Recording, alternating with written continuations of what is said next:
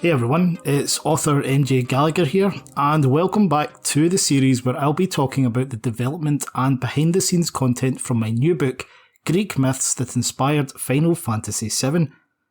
The book was successfully funded through Kickstarter, with the podcast being one of the stretch goals, so thank you once more to everyone who backed the project. I'm joined again today by my good friend and fellow Final Fantasy VII mythology expert, Schrodingersbabyseal. Hi there. So we, today, what we'll be doing is just sort of having a quick recap, of what we've been up to, for the last six weeks or so, touching on what we did in the last episode, and then moving on to what is hopefully some juicy content for the listeners. So for me personally, obviously, the last 6 weeks contained Christmas and New Year, so it was quite a busy period for me personally, both in terms of sort of family and my day job, and actually with project stuff as well. Just kind of working on my Final Fantasy VII remake videos for KuppleCon. Just promoting my Norse Myths in Final Fantasy VII book in advance of Christmas, so that did exceptionally well. So it was really good. Last year, because the book had only been out for a couple of months, I think people were maybe a little bit apprehensive about picking it up, but here we are a year down the line. It has got some pretty good reviews online, and I thought it enticed an awful lot of people to sort of pick it up for family and friends for Christmas, so I was delighted by that. And in terms of this project, the majority of my time actually was sort of researching the Trojan War. As I've spoken about before, I was fairly familiar with the sort of skeletons of the story, but I've really delved deep into it this month and loved it. So that was a huge amount of fun, and we'll come back to that later in the episode. In terms of the book itself, I've really just been sort of moving forward with the chapters. The structures were all in place. So it's mainly now about getting meat on the bones, I guess. So that's been a lot of fun. And what about yourself? How have you spent this period? Well, I too have had some degree of personal distraction just because of family and all of that. Also, the PC release of Final Fantasy VII Remake has created a lot of buzz for me, just because I got really involved right off the bat with the modding scene, and then there were some elements of performance with the copy that was released that made it difficult to operate, and so I sort of took it upon myself to just be really involved in fixes to make the performances scalable for as many people as possible. And so I've been really involved there, and the mod community has really grown too over the last just month, and we're starting to see some really interesting and kind of more substantial mods, less gimmicky, and things that really show us how much the actual gameplay can be stretched out, and how kind of brilliantly designed it was all put together. And so there's plenty of stuff to do just in the PC version. It's been fascinating watching it. I personally don't sort of have a gaming PC, so I've been looking at the whole thing from the outside, and a lot of it has just been through your channel or through your social media, and it's been incredible to see. So some of the things have just, Mick Sephiroth has probably been up there with one of my favourites. The Barrett with silver hair. Just that blew me away. That was sexy as hell. Absolutely. just the variety of ideas that the individuals are coming up with. It's been fascinating to watch. I personally don't know a huge amount about modding, so I would be lying if I had any idea how you guys do it. But my goodness, it's an absolute joy to behold. So thank you for your role in that. Absolutely, and we're right at the precipice of sort of breaking open the way everything is done, in such an extreme way that we can do things like, boss rushes or randomizers, or do really advanced costume changes, like the sort of white whale right now that everybody is chasing is Cloud's Advent Children gear. Yeah. Trying to get that implemented in the game, which is, it's been developed by Square in the Unreal Engine before, so it's not a insurmountable task. It's just going to take a few little things changing here and there, but also giving everybody, this whole new audience, a chance to experience this game and experience the DLC for the first time, because of course, part one has been locked behind consoles, and then the DLC was locked behind the hardest to get console, in the world. So, there's been this natural, subterfuge that's prevented people from consuming, the game firsthand. So yeah, that's been part of what I've been doing. I've also been, I've undertaken a very, very, intense, video project that I've been working on with Sleep Easy.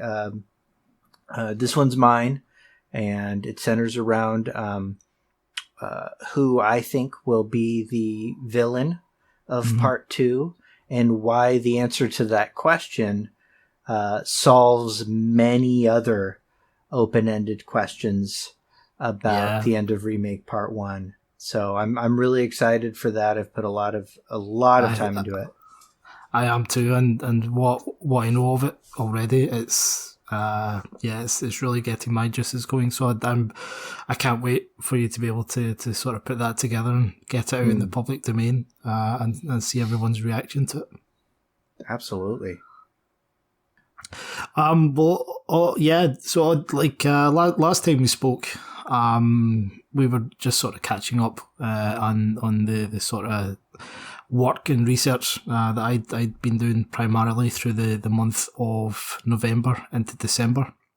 We spoke a little bit about how been looking at the Greek heroes, because the actual gods and myths side of things had been delved into already. Sort of, looking at Heracles and how Heracles tied in really nicely to Dirge of Cerberus. We were looking at other heroes such as Perseus, Orpheus, Bellerophon, whose name I absolutely butchered last time around, so apologies for that.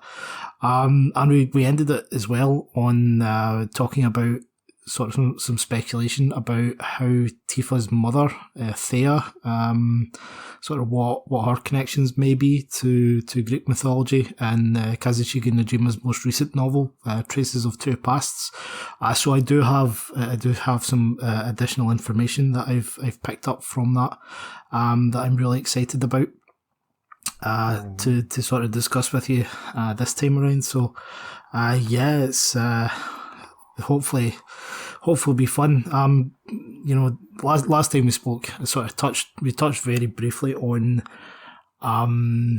other heroes in the Greek myths that I hadn't yet researched. Theseus was kind of the big one, and I was sort of looking forward to sort of delving into the Trojan War as well. So those are the sort of two things, or research wise, that I've been looking at most in the last month, and the rest of it has really just been getting some chapters together. So I'm really making some pretty good headway in the book. I'm really happy with how it's all coming together, and I'm excited to share it with you. I'm excited to hear about it. So, we did I mean, if there's a thing that stuck out for me is I've also taken some time to re-examine Traces of Two Pasts. Mm-hmm. Both chapters, and I'm really excited to hear what you've found from there. Well, there's a few things that have sort of crossed my mind, like both from Aerith's side and from Tifa's side. Some of the details that sort of crop up, particularly about Aerith's childhood in the Shinra building and how she escapes to the slums and comes to live with Elmira. There's bits and pieces in there that tie very nicely into a theory that I've had previously. But it's something I want to sort of keep under wraps for now, because I'm really looking forward to that being a wow revelation a bit further down the line. In Tifa's story, obviously we mentioned the Republic of Junon. That's a really quite interesting subject that both of us picked up on. I think it's quite cool.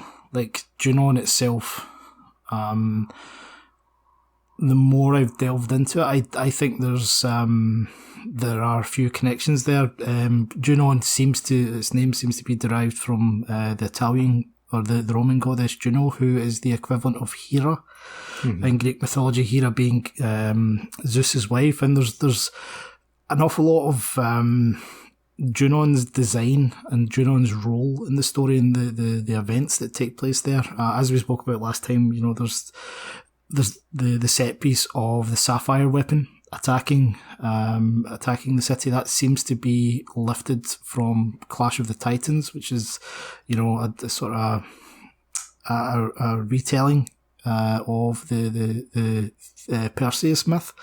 There's also the way that Junon, certainly when you first arrive at the city, there's the whole thing about getting on the ship and the parade with the Rufus, and what Cloud and the party are trying to achieve there, and that they are sort of hiding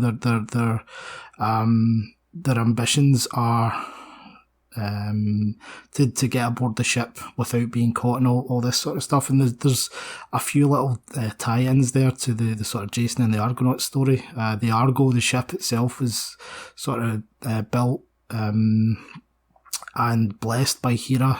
Jason was sort of looked after by Hera.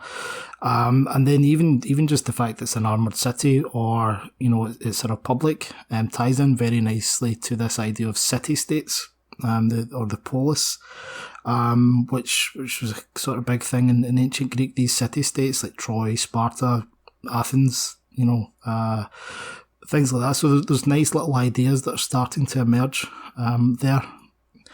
But the thing that really stood out for me, and it's when we spoke last time, we were trying to sort of identify, are there any myths that we can think about that might reference who Cloud's father is?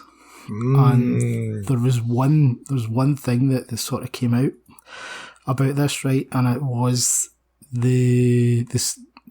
in Tifa's side of Traces of Two Pasts, there's this sort of very brief backstory about Cloud's father was a traveller, and he came and he stayed for a short period of time. He met Claudia Strife, even Claudia Strife. I'm going straight back to the original artwork there. And she fell pregnant and gave birth to Cloud, and shortly after Cloud's birth, his father left, and they only found his belongings. They never actually found the man. They only found his belongings in the mountain. Right. So when I started looking at Theseus and the story of Theseus, when Theseus is a young boy, and he becomes the sort of talk of his home city. He's a sort of prince. His mother is the Princess Aethra. and he likes getting into fights, and he likes athletics and all this sort of stuff, and he's desperate to know who his father is. And one day, his mother takes him up into the mountains and says, when you're old enough, to push this boulder, you can find out who your father is. And when Theseus is a sort of 16, 17-year-old boy, he eventually moves this boulder and finds a pair of sandals and a sword underneath. And it turns out that his father is actually the king of Athens. Right. But there's a second part to it. Okay. So when this whole idea sparked by thinking, okay, right, there's the story of Cloud's father and traces of two pasts, and all they can find of him is his belongings, Right. But in the original game, when you go into the mountains as well, there's also a sword. So there's a sort of tie-in with the sword and the sandals, i.e., the father's garb and the sword being in the mountains. Right. Theseus' mother then explains why Theseus has these sort of supernatural talents that he does, and it's not... Basically, when she was, a sort of teenage princess, the king of Athens was passing through their city. The king of the city encouraged, or effectively arranged for his daughter to sleep with the king. She did so, she fell pregnant. But while the king was asleep, the princess went out and was then taken by Poseidon as well. So she went out to a local water source, was additionally taken by Poseidon, and is quite common in Greek mythology.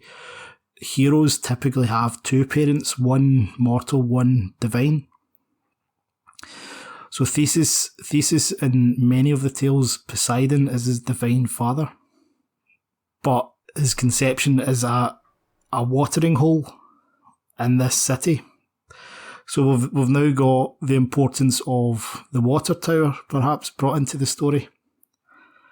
So when Theseus is old enough and he decides that he wants to go and make a name for himself, he gets the opportunity to go to Athens to effectively introduce himself to his father.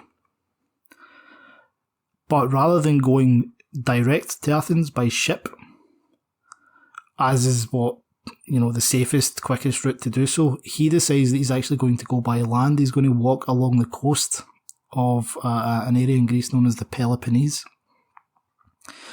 And along the way, he meets 6 individuals who he defeats, and that these become known as the labours of Theseus before he actually arrives at Athens. The thing about the Peloponnese is this is where the Greeks thought the entrance to the underworld was. So when Heracles enters the underworld and Orpheus enters the underworld, they do so in this region. And, in some versions of the labours of Theseus, the individuals who he defeats are actual guardians of the entrances to the underworld. So we then get the tie-in with Nibelheim being similar to the underworld in the way that we kind of explored previously in Norse mythology. And, as things typically move on, like the first the first individual who comes to is a giant with a club, and he defeats the giant and takes the club, and that's Theseus' weapon for the remainder of his days. So he carries a club around with him. I spoke to you a couple of episodes back about how I think there's a massive connection between the ancients and water, and in some cases Poseidon. And one of the theories that sort of cemented this was the Temple of the Ancients is relatively similar to the Labyrinth, where the Minotaur lives. Right. The Minotaur is actually connected to Poseidon in that the Minotaur's father is a bull, and the bull was sent to the island by Poseidon. It was a sacred bull. So we've got this connection that the Labyrinth itself is connected to Poseidon. Theseus is connected to Poseidon. In Final Fantasy VII, Poseidon has already been, our link to Poseidon has already been established through the trident that you can get for Sid in the Temple of the Ancients. Right. But there's one other weapon that you can pick up in the temple, and it's your favourite. Yes, it is. Yes, it is. It's the nail bat. It's the nail bat. So Cloud, the weapon for Cloud that is not a sword is the nail bat. It's a club. Which is a club. It's a club. That's excellent. Wonderful. Wunderbar. I love that. That is excellent. So, and there are that's me just kind of setting the scene for Theseus, and it does go on, and there are a few more sort of connections that crop up along the way that don't necessarily have to go into at the moment, but it does. The story of Theseus, or where Theseus is most famous for, is the Labyrinth and defeating the Minotaur. Mm-hmm. So I kind of felt like there was a huge connection there, but as I was thinking about it, there was also like I mentioned, like none of that would have been would have cropped up. And another thing with the Traces of Two Pasts as well is that the idea of Theseus once as a teenager and living in a city, it wasn't big enough for him anymore. It didn't meet what his ambitions were. So he decided to travel to Athens, but he decided to effectively not go the fastest route. In Traces of Two Pasts, obviously Cloud decides that he's going to Midgar rather than stay in Nibelheim. But he doesn't get to go the fastest way either, because there's this added addition of the helicopter couldn't come and pick him up. They had to go by jeep. Mm. So there's fine details of is that a reference? Is that not a reference? What's going on? So there's quite a lot that I'm exploring there. Right. So this basically come off the back of our conversation previously that I not that I wish I had the information last time around, but I've been sort of itching to discuss with you, because there's this sort of labyrinth. It dawned on me that a huge amount of this the information itself seems to be sort of being slotted in. Mm-hmm. Like later, rather than that wasn't quite the original thinking. So I was, I've also had to kind of have it in my head. Well, what might the original thinking have been if we only look at the connections through the lens of the original Final Fantasy VII? Are there, like the Theseus one? While in hindsight, some of it makes sense. There's not enough depth there to really string it all together. But right. there is in terms of another hero, and this was we spoke about the Orpheus story, and Orpheus was the sort of divine poet, or the sort of legendary musician who had an entire religion spawn off hymns that were credited to him, called the Orphic myths, or the Orphic mysteries. But Orpheus, in some legends, was a son of Apollo, who Apollo taught the musical instrument, the lyre. Now, the lyre is like a handheld harp type instrument. And there's the story of Orpheus is that he uses this lyre after his wife Eurydice dies and goes to the underworld. He grieves for her and decides to actually go into the underworld and try and reclaim his soul, or her soul. Sorry. So that's one of the most famous stories about Orpheus. And on the way, rather than tricking like Cerberus, the guard dog, or Chiron, the ferryman, he just plays music to them and softens them all. So it kind of got me thinking, well, is there anything like that in Final Fantasy VII? Because we spoke about it in, like, very briefly last time around, about that might be it, the sort of descent into the underworld connection might be why the jukeboxes appear in Dirge of Cerberus, because it parallels Heracles' labours and then his descent into the underworld. It sort of dawned on me that, like, Orpheus loses his wife and gets really upset about it and tries to go find her, and he uses his lyre to make his way into the underworld to locate her. And in Final Fantasy VII, the sleeping forest is awoken by the lunar harp. So that's true. And as we kind of touched on last time, like,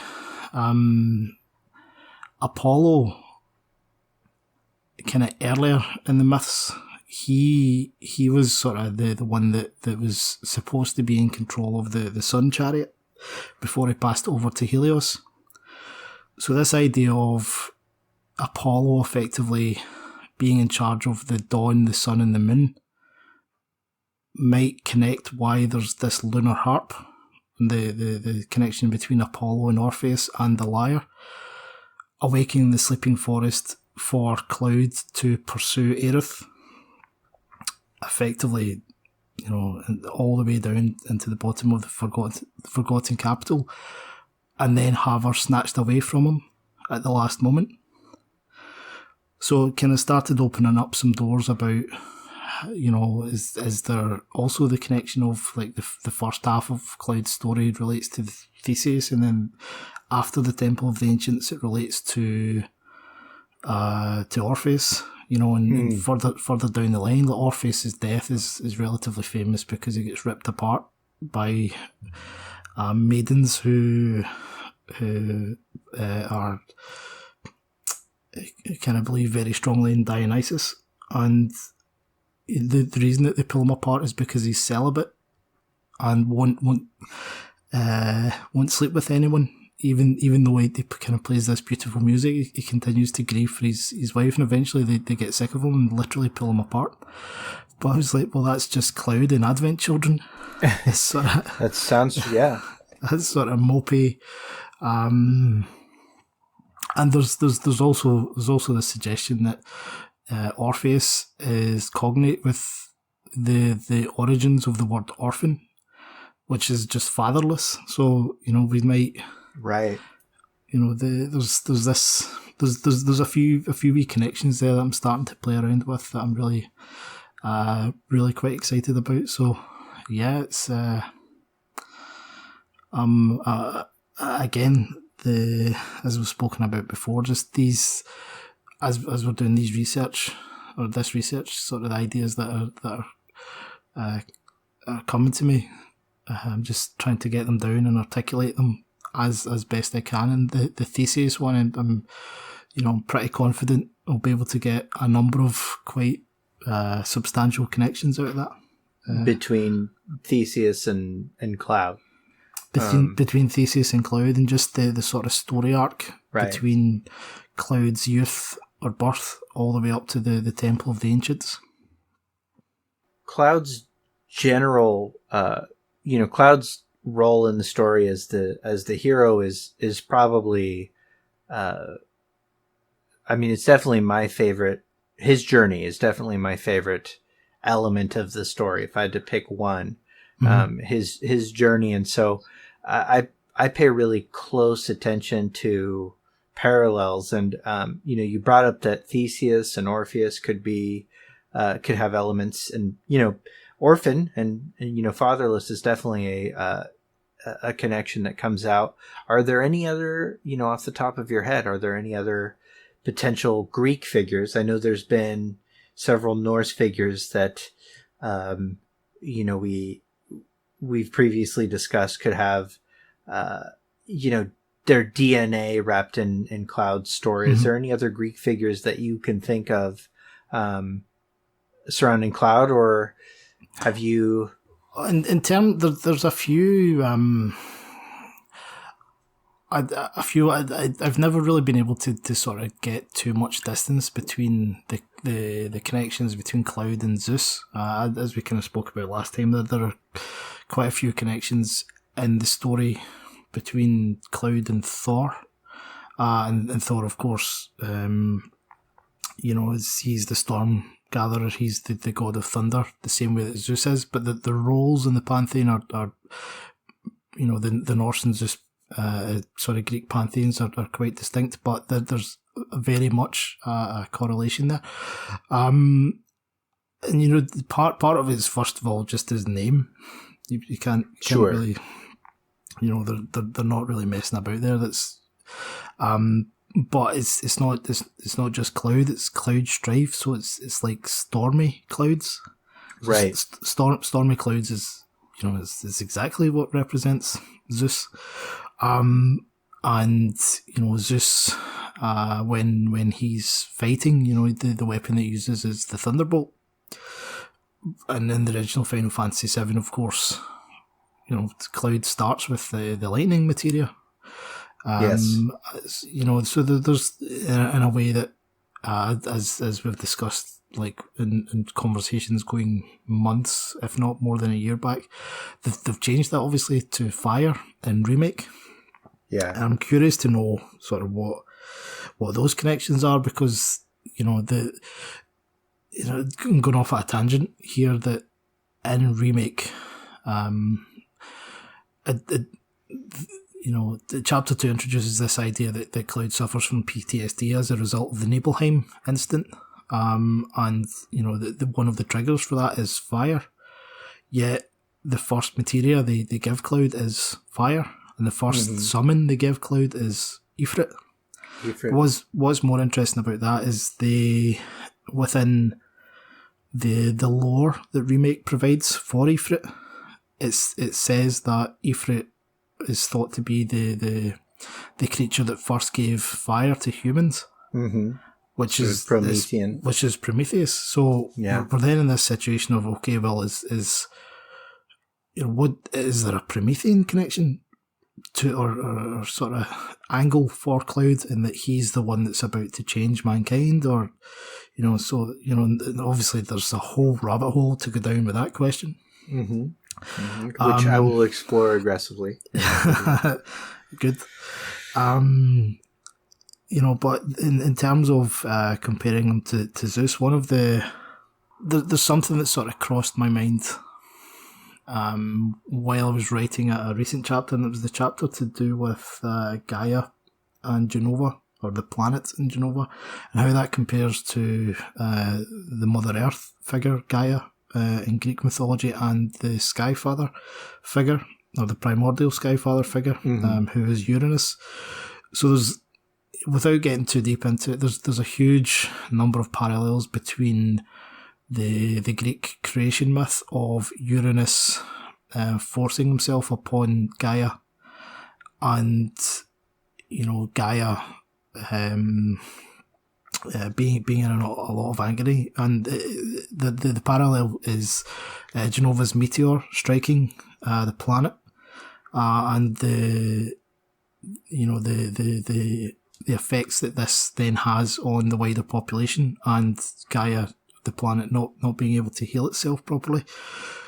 So the children of Gaia, or children in quotation marks there, who are typically thought of in Final Fantasy VII as the Cetra, they're the ones that are eventually able to sort of trap Genova, the same way that in the Greek creation myth, the Titan Cronus is, he cuts off his father's genitals, and he then traps Uranus, far deep below the ground in Tartarus. So it's sort of kind of in that chapter, I build up this big parallel where, through various different parts in the Greek creation myth and the sort of the 2,000 years ago story in Final Fantasy VII, why it shows that there are actually parallels between Uranus and Genova. So kind of after that, Cronus decides, having supplanted his father, that he doesn't want a similar situation. He doesn't want his children to overthrow him. So every time that one of his children are born, he swallows them as a baby. And on the 6th attempt, his partner Rhea decides, no more of this. She gives him a stone to swallow instead, and then smuggles the baby away. And the baby is Zeus. And when Zeus is a bit older, he comes back to confront Cronus. And there's one myth that effectively says that Zeus used a sickle and sliced open Cronus's belly to allow his brothers and sisters to break free. But most of the myths say that he used what's called an emetic, which is basically just a substance that that makes you involuntarily vomit. So what Zeus does is he gives Cronus this emetic, and Cronus vomits up these 5 powerful beings in the same way that when Cloud gets to the northern crater and hands over the black materia, the planet releases or activates these 5 powerful beings. So there's, we're getting into quite abstract territory here, but there are bits and pieces of lore that when you actually build it all up, it makes sense. It starts to create a backbone. Starts to create a foundation. Yeah. So kind of running through it quite quickly there. It doesn't provide the background context to everything, but yeah, sort of when it's all together, when it's all in front of you, it's quite compelling. But I think as time goes on, because he wrote Norse myths that inspired Final Fantasy VII first, I've always just had this association of Cloud being part of the mists of Niflheim in Norse mythology rather than being storm clouds. But there are certainly connections there to suggest that's the case. So if I had to parallel them with a particular god or a particular hero, just purely on aesthetics, it would probably be Zeus. But one now that we've got the compilation, now that we've got the sort of companion literature, I think there's far more parallels that are going on with Cloud and Theseus. And Theseus, I think historically the most famous hero has been Heracles. Sure. But in ancient Greece, or specifically around Athens, Theseus was actually the most famous. So it's very possible that that's where that's come from. And Theseus was not without his problems either. He was a bit of an asshole, to be honest, at times. And maybe that's the kind of secret that there's elements of tragedy. There's elements of Cloud being an asshole, and just being a young guy with supernatural strength who doesn't really know what he's doing half the time. There's a huge amount to explore there, so I'm really looking forward to it, and I hope you guys are too. Definitely. Before we move into the next topic, I wanted to just circle back to connections to characters specific to Greek mythology and characters in the compilation, like specific characters, not just story elements. And something that I've been perseverating on since our last conversation is the concept of not the concept, but the characterization of Sephiroth. I've had a lot of conversations about that, so I've been kind of thinking about Sephiroth and how he appeared in the game, but how he was conceived too. We've had some real recent solid translations of the Ultimania Omega that have kind of slipped through the cracks up until now. Yeah. And so I've had a chance to look at that, and I keep coming back to a very famous Greek story that has been adapted and turned into many things, and that's the story of Narcissus. And Narcissus has a lot of DNA that I think attaches it to post advent or post OG, like compilation Sephiroth, like the concept of a nemesis, of a reflection being his obsession. The most sort of the one that kind of blew my brain apart as I started to conceive it is that there probably isn't a more powerful, like, single symbol that's given in particularly remake than the yellow flower. And that yellow flower so clearly resembles the daffodil, and the daffodil is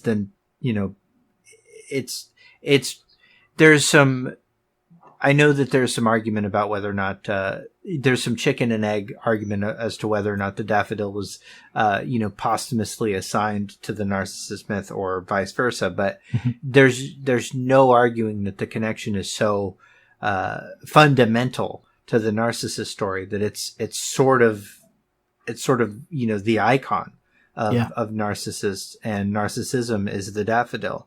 And the idea that there's this literal icon of the Nemesis myth associated with maybe Aerith can tie to Nemesis. She's associated with water. The pool of water there's one variant of the Narcissus Nemesis myth that Nemesis is just the name of the pool, of the mirror. There's but more commonly she's it's sort of meant to be an aspect of Aphrodite, Nemesis. And so Nemesis being this sort of mortal reflection and enemy to Narcissus, who is very historically been associated with self-obsession and achieving godhood. It seemed to fit real well, and I had wondered how far you had maybe wandered into that territory, or. Well, I think we mentioned that the Narcissus myth last time very briefly. Very briefly. I think that there's a huge amount that can be taken from that. The myth that I'm familiar with in terms of the reflection. If I recall, there wasn't a huge amount of backdrop to the story. There's the nymph Echo, right? That I kind of try to look at. Well, is that a cave reference? Is that a reference to Sephiroth not feeling that his voice is heard, or is that is the echo supposed to be the remnants, or and sort of thought about it in those kind of abstract terms, but sure. I think I think the idea holds up really well. It was more about establishing a greater background to that, I guess. That I couldn't find anything that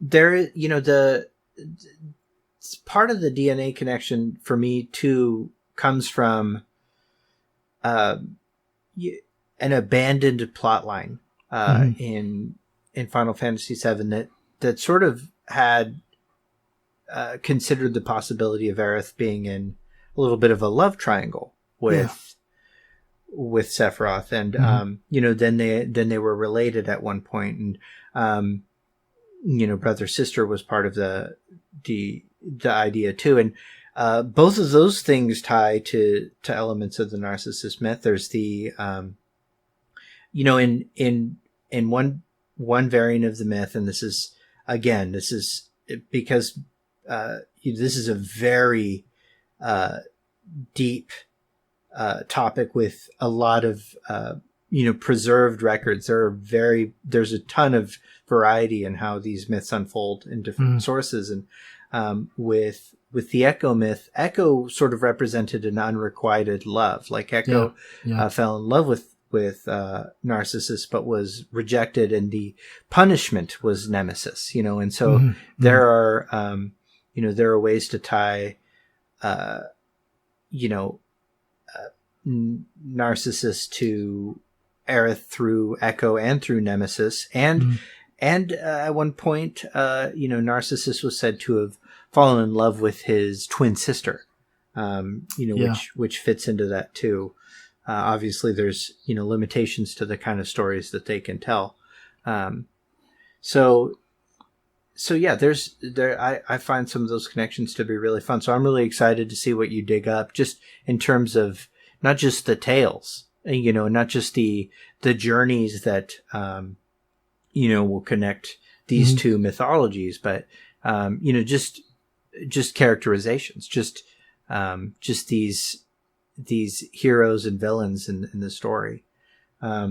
What else have you? You found? I like it. And just while you're sort of talking there, that there's kind of two things that sort of crossed my mind. The first one was that there's an interesting element to, obviously this is the big plot, or one of the big plot twists in Final Fantasy VII, that you're not actually chasing Sephiroth around the world, you're chasing Jenova. But there's, other than the plot element, there's not any reason that Sephiroth should choose to take the form of himself. No. With Jenova. And the other one is that,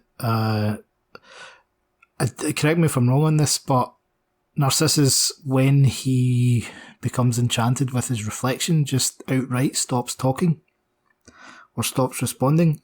He stops responding. He eventually commits suicide. Which, the stopping responding might tie into why Sephiroth doesn't actually speak at the end. The real Sephiroth, when you encounter the real Sephiroth, doesn't ever speak to you. It's true. Interesting. Interesting. There's fun stuff there. There's fun stuff. So moving on, what other meaty connections have you found with Final Fantasy VII or the compilation in general? Well, one of the other big ones, like I mentioned, was I've been researching the Trojan War and learning about the Trojan War, and not just that, the Odyssey as well. The Theseus' return from the Trojan War, because I've had it in my mind for some time now that there must be a parallel somewhere between the Trojan War and Crisis Core, and the main reason for that is that Crisis Core, places so much emphasis on the poem Loveless and poetry. Genesis himself, his surname is Rhapsodos, and it's actually the Greek spelling of it as well. But yes, it is. He who recites rhapsodies, which is the sort of, a rhapsody is a sort of long musical play, and specifically it deals with tragedies. In Crisis Core is a tragedy. There's no real getting away from that. Of all the entries in the compilation, it's the only one that has that storytelling side to it. Yes. So there's this layer of Crisis Core as a story, follows that sort of Greek tragedy style, but within that there's a huge amount of meta references to Loveless, and how the epic poem Loveless, some of which is lost, some of which was written however many aeons ago, how that affects the story. So I kind of felt that the Trojan War is probably the most famous of the Greek tragedies, and it would be a good place to look at that, or to start building some comparisons. And what I found where, there's a huge amount of connections between what's going on in Crisis Core and what happens in the Iliad and the Odyssey. But it's all a bit higgledy-piggledy, so it's unclear if the connections are there simply because there's just a wealth of information and a wealth of storytelling in the Trojan War, or if there's actually a huge amount of basis. I spoke previously about how I felt that a good starting point would be Genesis holding one of the dumb apples. That I've always kind of felt that the apple itself held this level of importance. And sure, one of the main triggers for the Trojan War is the judgment of Paris, which effectively how this came about was that Paris was a prince. He was the son of the king of Troy, but a prophecy was made that he was going to bring about Troy's downfall. So Paris was sent off, and left to die. But he was raised as a shepherd, and Zeus determined that the gods were going to have a party one day to celebrate the wedding of the goddess Thetis. And at this party, the only goddess, or the only divinity that had not been invited, was the goddess of strife, or goddess of discord. But the goddess of strife, okay, is very commonly how it's translated. Eris, who throws in a golden apple with the words "to the fairest." So we've now got strife and fair, at least from the English perspective. So the three goddesses, Hera, Aphrodite, and Athena, all claim the apple, and Zeus decides that it's going to go to Paris, because Paris is determined to be, of all the mortals, he's the one with the most honest judgment. So Zeus delegates the task of deciding who the apple belongs to Paris, and eventually he decides that it's going to go to Aphrodite. The Aphrodite is the goddess of love. So we start to kind of get this introduction of the connection between the goddess of love and Loveless. And I feel that the dumb apples themselves connect to how the Trojan War came about. And that, the long story short, when you start to unravel what we know about Loveless, there's quite a lot of suggestion there that the goddess that appears in Loveless is not Minerva, as many of us have assumed for many years. And one of the key factors in this is that the Trojan War itself, one of the sort of leading goddesses or gods on the side of the Trojans is Aphrodite, and one of the leading goddesses on the side of the Greeks who are trying to destroy Troy is Athena. And Athena and Minerva are cognates between sort of Greek mythology and Roman mythology. And Aphrodite and Venus are cognates in Greek and Roman mythologies.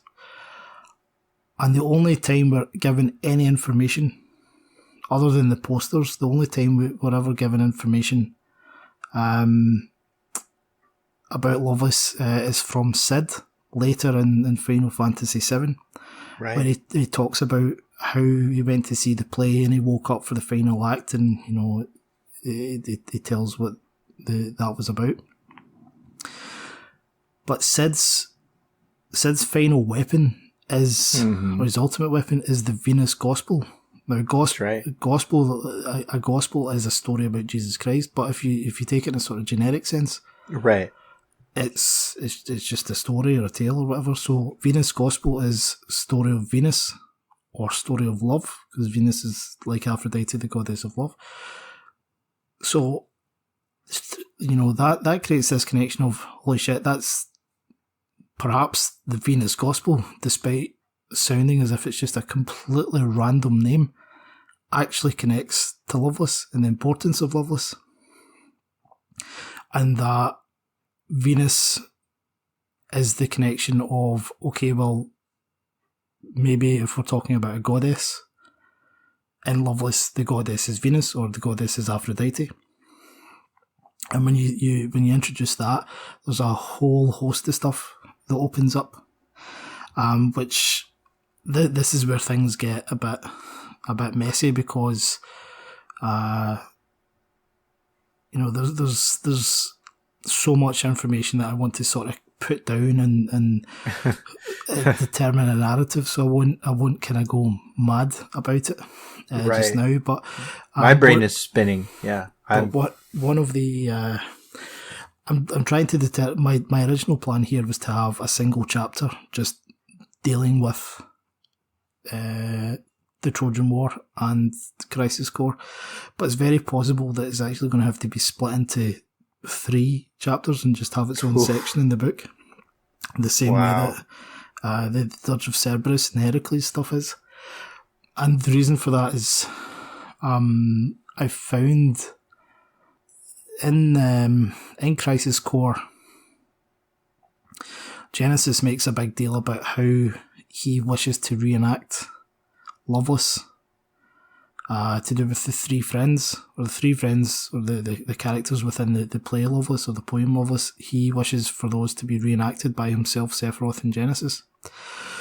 So I've been looking at how the actual story of Loveless connects to Crisis Core, and how the story of Loveless connects to the Trojan War, and how the story of how the Crisis Core connects to the Trojan War.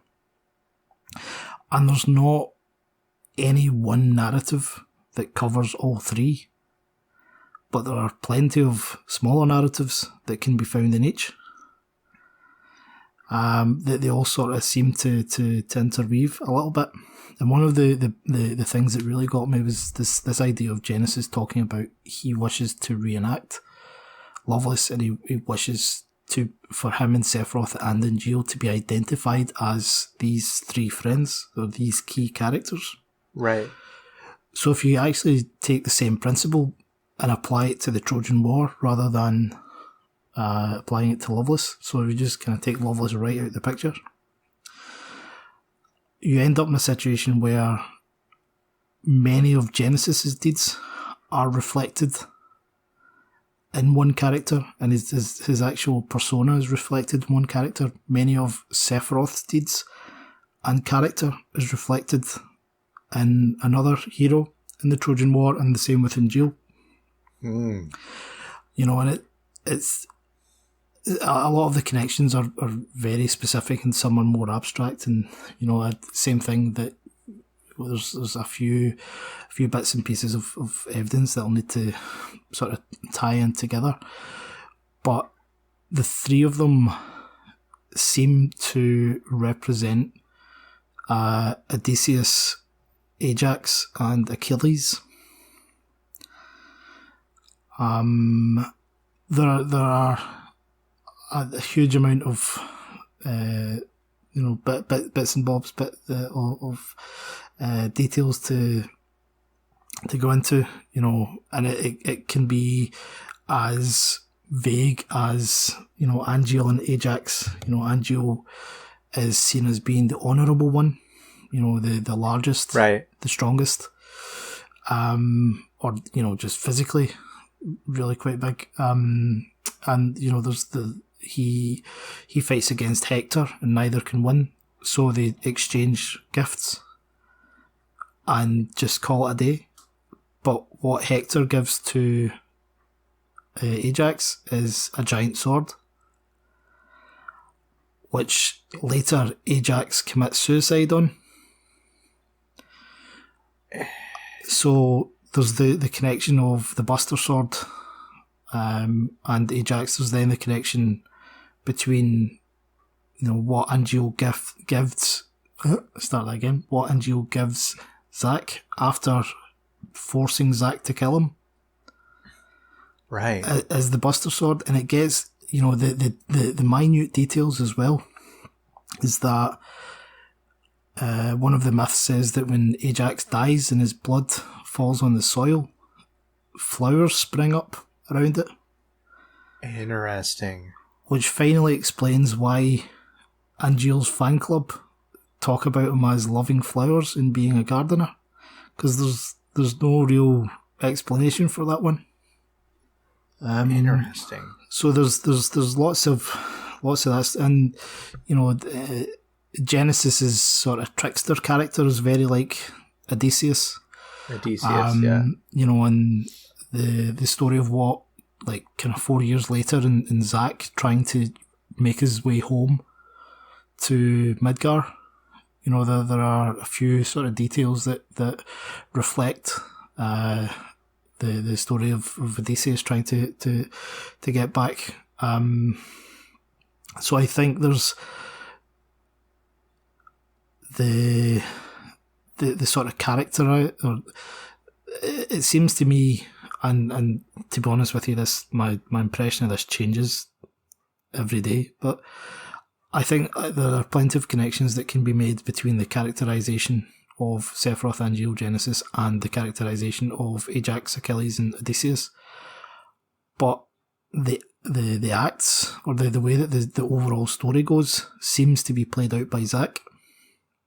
So there are kind of variations to do with that, and Odysseus travels to the edge of the underworld, and while he's there, the spirits of Achilles and Ajax come forth, which kind of has this similarity to right at the end of Crisis Core when Genesis is talking about how his friends are represented, in different forms. Like Sephiroth is represented by the S cells that are in Cloud, and Angel is represented by this, Angel copy of Lizard, who himself sort of dies and disappears into the live stream again. So there's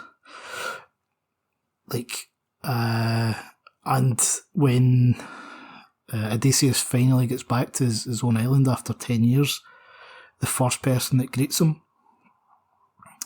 is Athena, who, as we've already spoken about, is cognate with Minerva.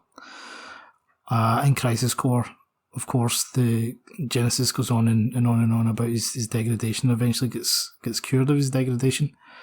But what Athena does when Odysseus arrives is change him into, or disguises him as an older form of himself.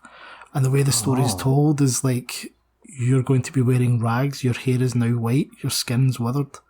Wow. Which, takes on the sort of degradation thing, and then she changes him back in. And Odysseus, of course, has red hair. So it's, there's a huge amount.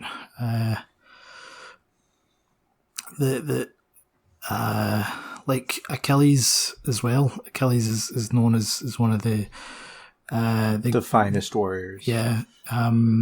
There's he uses I think for some of the battles he uses a really long spear as well, which it kind of connects to the Masamune. He takes off his armor. He basically he decides that he's abandoning the war, the same way that after Middelheim, Sephiroth thinks really seriously about abandoning the war. Achilles effectively loses his mind towards the end after the death of Patroclus, and there's this idea of Sephiroth was the prototype for Soldier, and many of the soldiers that came after wanted to copy him or quite literally have S cells inside their bodies. So there's this kind of abstract idea of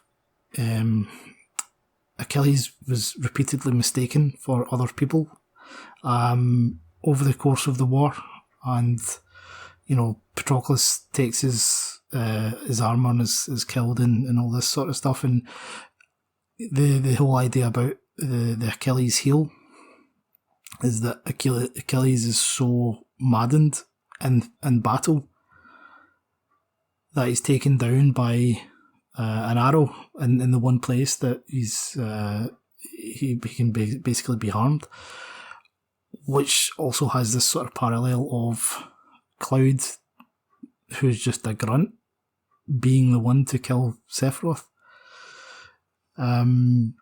There's again just loads of information that I want to get down and kind of build a narrative out of, but like it's there. Like I thought in advance that there was going to be a lot of information, and I'm so glad that I was right, because there's I can't wait to share some of the unbelievable parallels in there. It sounds amazing. It sounds like a whole host of information. A lot more than I would have thought. Yeah. Right off the bat. So yeah. And that's one of the most, looking through, we recently had the complete guide, sort of looked at and retranslated for Crisis Core too. And, there's still a ton that, we just don't have translated, that gives the backstory for, the main characters of Crisis Core. The story that we got was, very clearly, we'll say, truncated. Mm-hmm. And there's a lot of these concepts that are really, really richly and exhaustively thought out in the planning stages of this story that just never made the light of day. Mm-hmm. And it'll be really interesting to see if these parallels line up with that in an even deeper way. Yeah, absolutely. I'm keeping a close eye on the Ultimanias as well, just to see what little nuggets of gold will come out. And there's so much out there that it's just endlessly fascinating. And I'm not sure if I've said it to you already, but it's very quickly becoming apparent that this book is going to be longer than the Norse Myths one. I'm not surprised at all by that. Not even a little bit. Simply because there's more to draw from. Absolutely, yeah. And I must admit that I personally, I didn't think going in that there would be quite as much. I was expecting roughly around that I would be able to get enough out of it to be roughly around the same length of the book, but this is it's a pleasant surprise. Absolutely, and I'm here for it. I can't wait to just sort of produce it and be able to share everything that I've discovered. Me neither.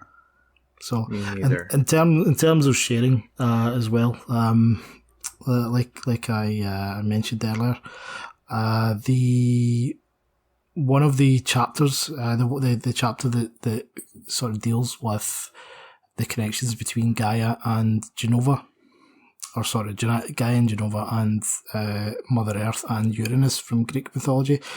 So that's currently with my editor at the moment, and once we've sort of done another pass on it, I'm going to release the draft for Kickstarter backers,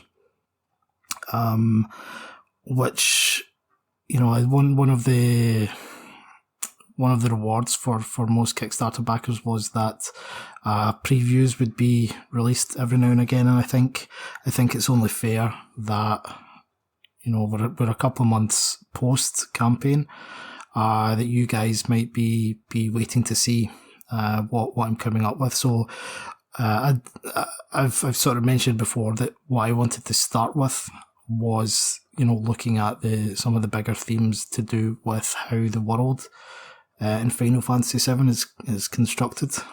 So this one deals with the sort of history with Genova, and sort of compares that to the creation myth in Greek mythology.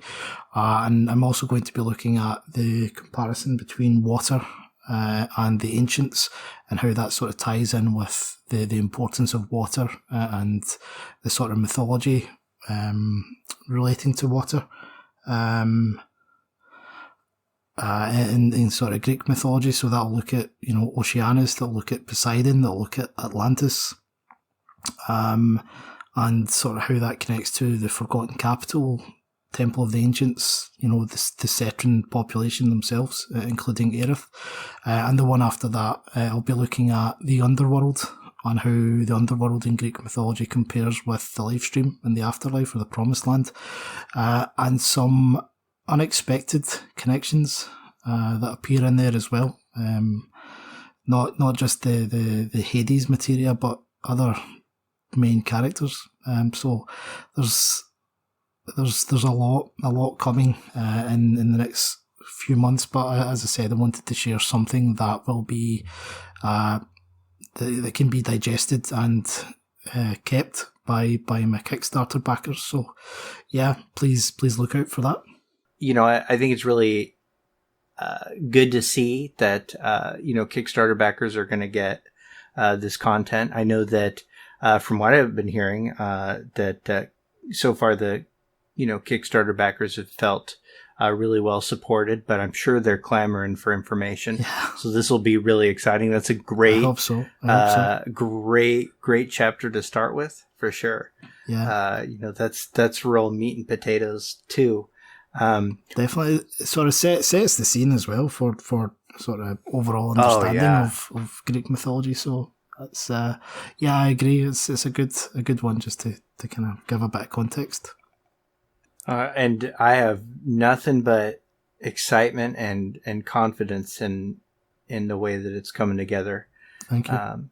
Personally, so that's really exciting, and I'm really excited for everything that we've gone into so far. My brain is spinning. I'm, there's a lot I want to think about and research now as a result. I'm spinning out on Venus and the Gospels, and that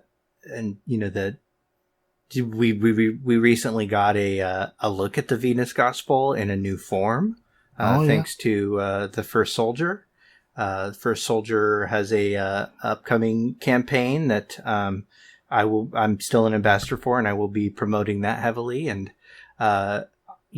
firmly placed on the cover in what seems to be a almost classic style dragoon's hands is a spear that looks essentially identical to the Venus Gospel from Final Fantasy VII. So I'm curious if we're going to get, any kind of, context that adds more meaning to this connection. Yeah. Let's hope so. I'm keeping a close eye on that one. So it would be really cool to be able to sort of start introducing First Soldier elements as well. But other than that, I think for the sort of top tier, the Gaia tier, as it happens, Kickstarter backers, I'll be arranging video calls with them shortly. I'm hoping to do that by the end of January, and just to start putting some dates aside for these video calls. And I'm personally going to be at KuppleCon in London. And not this weekend coming, next weekend, sort of the 5th of February is the actual date of the event, so I'm really excited about that. That is exciting. KuppleCon is always an amazing event, and basically being in a room or one big giant party with people who are there to celebrate Final Fantasy, you can't really get much better than that. So I'll be properly vending as well this time.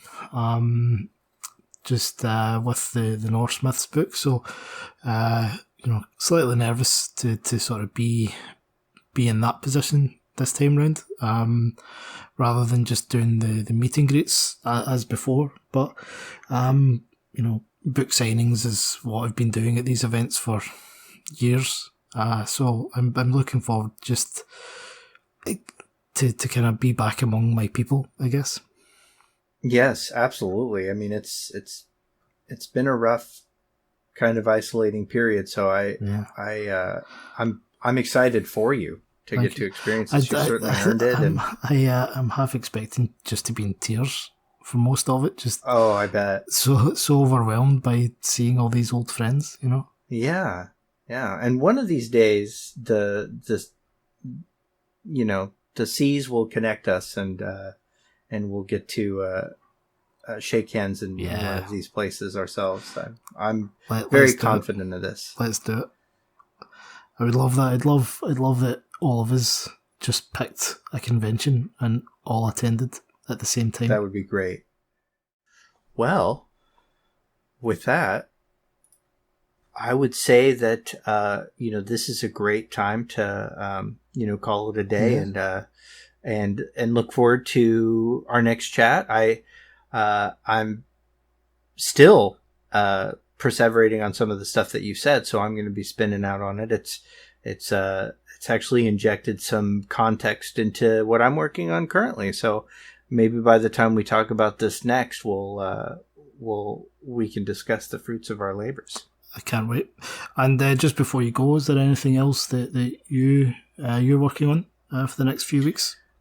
I'll be just constantly covering whatever comes in terms of news for all of the things that I am associated with. That includes The First Soldier, that includes Ever Crisis, that includes anything we might get with Remake 2 news. It includes mods and how we're doing with Final Fantasy VII mods, and it also includes Strangers of Paradise, which I will be making some content for. Nice. So yeah, stay tuned. Yeah, exciting.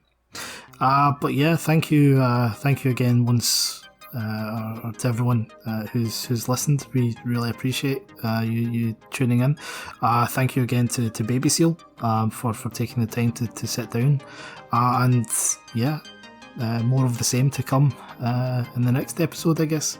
Where hopefully I'll have more chapter details for you and what I've been working on. But take care, everyone. I'll speak to you soon. All right, that sounds good.